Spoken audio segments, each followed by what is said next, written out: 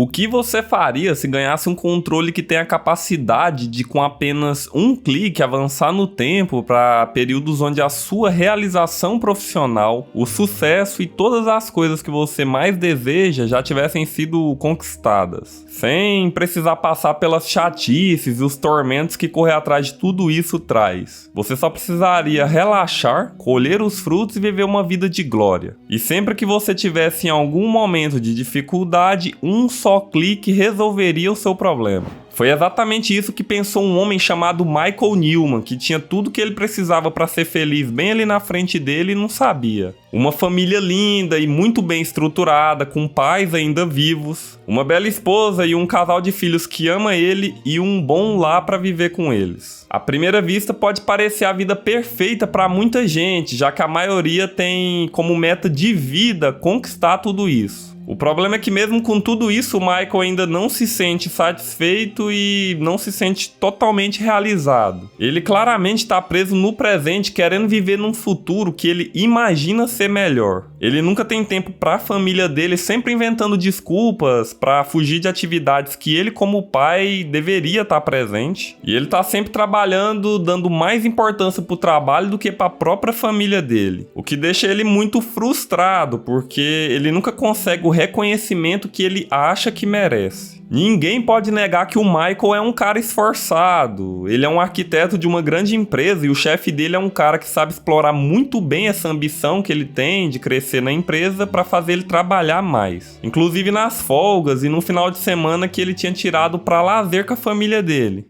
Desde o início do filme, a trama de Clique dá muita importância para controles, desde que a gente tem em casa, que controla a televisão, o rádio e outros equipamentos eletrônicos. Fazendo um paralelo com a vida do Michael, que tá muito descontrolada e tá tudo dando errado na vida dele. Então ele acaba desejando um controle universal para controlar tudo na casa dele e o desejo dele acaba sendo atendido. Com uma aura mística e uma loja um tanto quanto estranha, um homem acaba presenteando o Michael com um controle mágico que tem o poder de mudar a realidade ao redor dele, além de avançar no tempo. O problema é que esse controle é extremamente adaptativo e vicia, digamos assim, na forma como o usuário utiliza ele. No início, o Michael acha o máximo ter aquele controle e passa a aprender mais sobre como ele funciona e descobre que ele também pode visitar qualquer parte da vida dele com apenas um clique. A partir daí, ele começa a pular várias etapas que ele considera chatas na vida dele para os momentos onde ele trabalha para conseguir alcançar os objetivos dele, que é o que ele dá mais importância nessa primeira etapa do filme.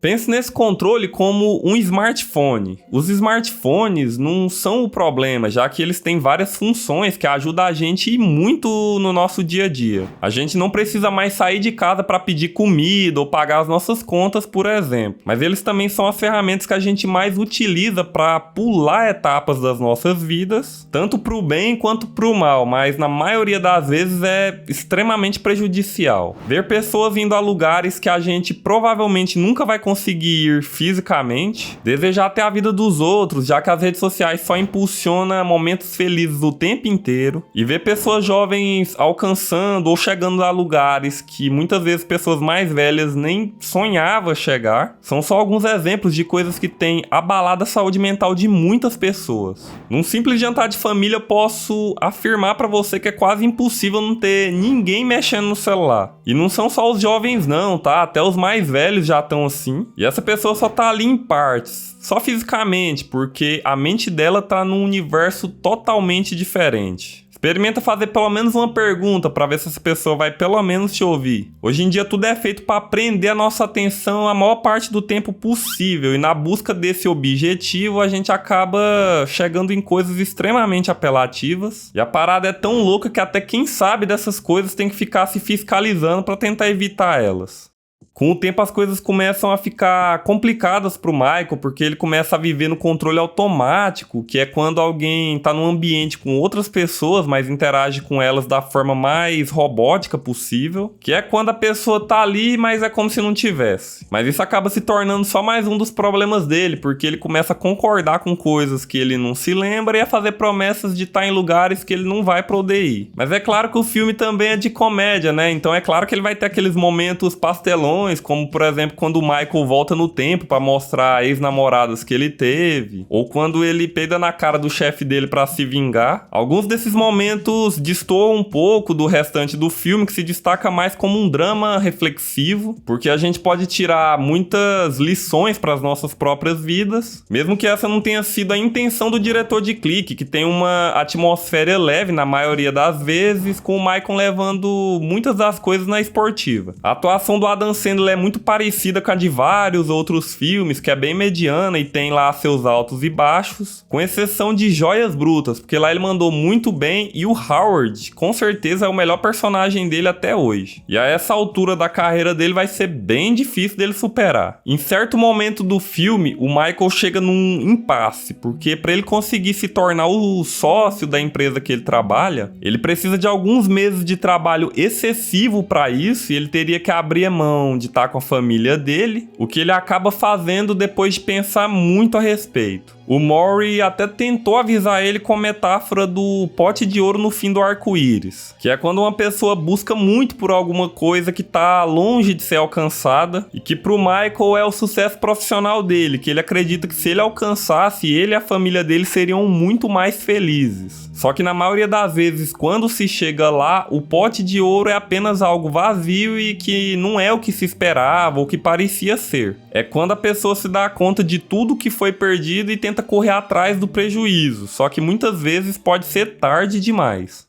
E de tanto avançar no tempo, Michael acaba conquistando o que ele queria, que é o sucesso profissional, se tornando presidente da empresa. Sendo reconhecido por vários colegas de serviço, mas isso teve um preço muito alto, porque ele pulou muitos anos de uma vez. E ele não se lembra da trajetória e do que ele fez para chegar até ali, e acaba apenas desfrutando dessa glória vazia. E de tanto ele saltar momentos importantes com a família dele, tudo mudou completamente e ele nem se deu conta. E pra piorar, o controle começa a avançar no tempo sozinho, porque ele aprendeu os padrões do Michael, que chega no final da vida depois de muitos anos de obesidade e sedentarismo, além de ficar 6 anos em tratamento de saúde. E nesse meio tempo ele não reconhece nem os próprios filhos que ficaram adultos. O filho dele acabou tendo sucesso profissional, que era a mesma coisa que ele queria, inclusive na mesma profissão. E a filha dele tá prestes a se casar e ele nem sabia disso, porque ele nem reconheceu ela. E ele também acabou se separando da mulher dele, porque quem viveu todos esses momentos foi um corpo vazio e sem espírito. E o Michael agora se vê na mesma posição que o pai dele, velho, tentando conviver mais com os filhos, passar mais tempo. Só que os filhos dele, assim como ele no passado, têm outras prioridades e não tem mais tempo pra ele. E quanto ao pai do Michael, bom, ele morreu e o Michael nem estava presente. Mas quando ele descobre, ele acaba sentindo uma dor profunda no coração, junto com o arrependimento de não ter feito tudo diferente. E sem poder voltar no tempo, o Michael fica preso naquela condição terrível, onde ele sente que toda a vida dele foi jogada no lixo, e ele já não pode fazer nada, porque a vida é só uma. E ele finalmente entende que as escolhas que nós fazemos é que vai ditar se no futuro nós vamos olhar para trás com orgulho ou com arrependimento. E no momento da morte dele, ele percebeu que a única coisa que importavam eram pessoas, sim, aquelas pessoas que sempre estiveram ao lado dele e que mesmo ele desejando passar muito mais tempo com elas, infelizmente com a mesma velocidade de um clique, não seria mais possível. E apesar de Clique ter todas essas mensagens de reflexão, ele ainda assim tem um final feliz. Mas tomem muito cuidado, porque na vida real as escolhas erradas que nós fazemos ao longo de muito tempo podem nos colocar em situações irreversíveis. Seja negligenciando a nossa saúde ou abandonando a nossa família por conta de trabalho excessivo ou de amizades erradas, ou simplesmente por deixar de evoluir para focar simplesmente em lazer. Preguiça. Porque assim como no Clique a vida passa e depois não tem como mais voltar atrás. Eu sei que é extremamente difícil, mas o ideal é tentar balancear cada uma das áreas das nossas vidas. Pode até ser difícil, mas não custa tentar. E eu sei que a sociedade hoje caminha na contramão disso, já que a cultura do emburrecimento tem aumentado cada dia mais. Inclusive o filme Idiocracia trata muito bem desse assunto. E eu fiz um vídeo muito interessante falando justamente dele, que você pode assistir clicando aqui. Um forte abraço e até lá!